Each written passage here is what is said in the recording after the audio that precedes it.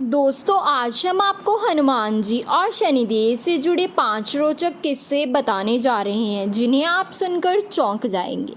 ऐसा कहा जाता है कि हनुमान जी और शनिदेव एक ही काल में हुए थे। शनिदेव सूर्यपुत्र थे तो हनुमान जी पवन पुत्र थे।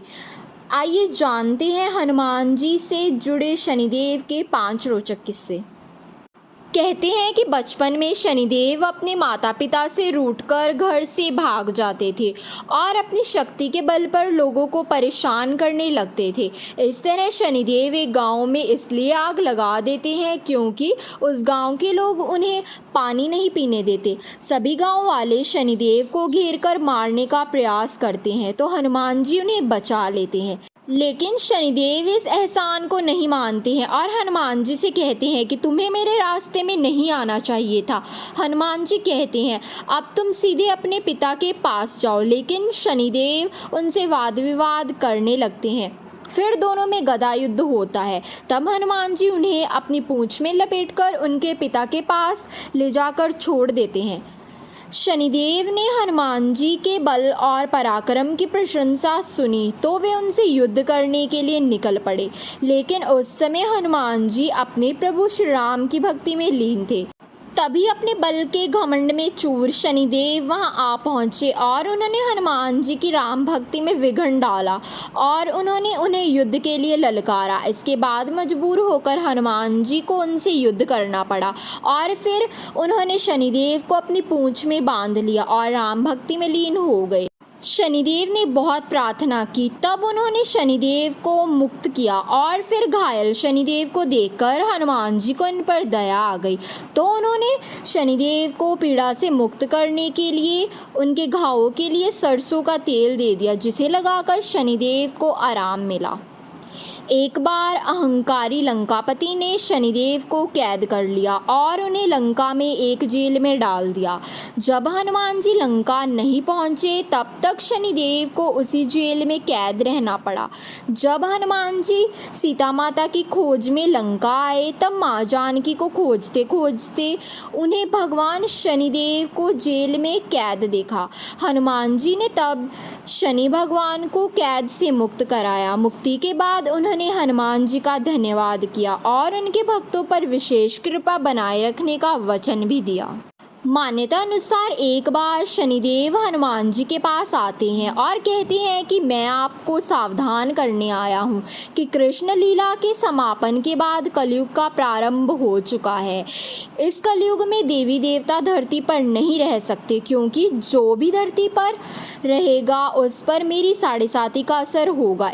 इसलिए आप पर भी इसका प्रभाव प्रारंभ होने वाला है। इस पर हनुमान जी कहते हैं कि जो भी देवता या मनुष्य राम की शरण में रहता है उस पर तो काल का भी प्रभाव नहीं रहता, इसलिए आप मुझे छोड़कर कहीं और जाइए। इस पर शनिदेव कहते हैं कि मैं सृष्टिकर्ता के विधान के आगे विवश हूँ। आपके ऊपर मेरी साढ़े साती अभी से प्रभावी हो रही है, इसलिए आज और अभी से मैं आपके शरीर पर आ रहा हूँ और इसे कोई टाल नहीं सकता। तब हनुमान जी कहते हैं ठीक है, आ जाइए, परंतु ये तो बताइए कि आप मेरे शरीर पर कहाँ आ रहे हो। इस पर शनिदेव बड़े गर्व से कहते हैं कि 2.5 साल मैं आपके सिर पर बैठकर आपकी बुद्धि को विचलित करूँगा।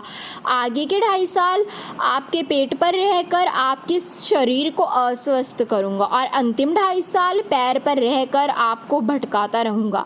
इतना कहकर शनिदेव हनुमान जी के माथे पर बैठ गए। माथे पर बैठते ही हनुमान जी को खुजली आई तो उन्होंने एक पर्वत उठाकर अपने माथे पर रख लिया। तब उस पर्वत से दबकर घबराकर शनिदेव बोले कि ये क्या कर रहे हैं आप। यह सुनकर हनुमान जी ने कहा कि आप अपना काम कीजिए और मुझे मेरा काम करने दीजिए।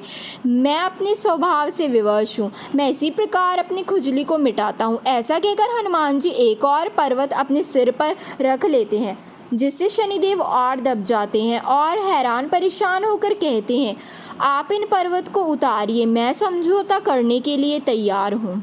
हनुमान जी कुछ नहीं सुनते और तीसरा बड़ा पर्वत उठाकर अपने सिर पर रख लेते हैं। इससे बोझ से शनिदेव चिल्लाने लगते हैं और कहते हैं कि मुझे छोड़ दो, मैं आपको कभी भी ज़िंदगी में परेशान नहीं करूँगा। लेकिन फिर भी हनुमान जी उनकी पुकार को अनसुना कर देते हैं और चौथा पर्वत रख लेते हैं।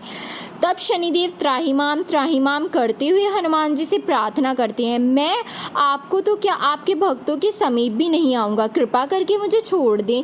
यह सुनकर हनुमान जी शनिदेव को पीड़ा से मुक्त कर देते हैं।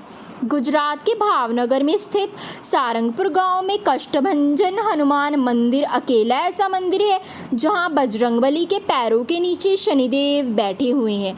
खास बात तो यह है कि यहां शनिदेव नारी रूप में विराजमान है। यहां की कथा के अनुसार एक बार शनिदेव का धरती पर कोप इतना बढ़ गया था कि सभी परेशान होने लगे थे।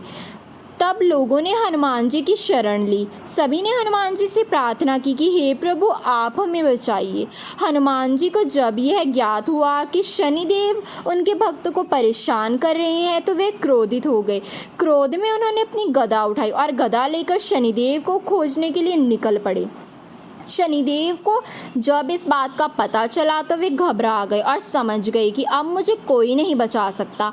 उन्होंने छुपने के लिए एक स्थान खोजा, किंतु उस वक्त भी उन्हें कोई उपाय नहीं सूझा और उन्होंने तुरंत ही स्त्री का रूप धारण कर लिया। शनिदेव जानते थे कि हनुमान जी ब्रह्मचारी है और वो कभी भी किसी स्त्री पर हाथ नहीं उठाते, इसलिए वे स्त्री का रूप धारण करके उनके चरणों में जा बैठे और हनुमान जी से क्षमा याचना करने लगे। हनुमान जी नारी रूप में शनिदेव पर हाथ नहीं उठाना चाहते थे, इसलिए उन्होंने शनिदेव को क्षमा कर दिया। तभी से वहाँ वे उनके चरणों में बैठे हुए हैं। दोस्तों, यही थे हनुमान जी और शनिदेव से जुड़े हुए कुछ 5 रोचक किस्से। अगर आपको ये वीडियो पसंद आई हो तो please like the video and subscribe the channel. धन्यवाद।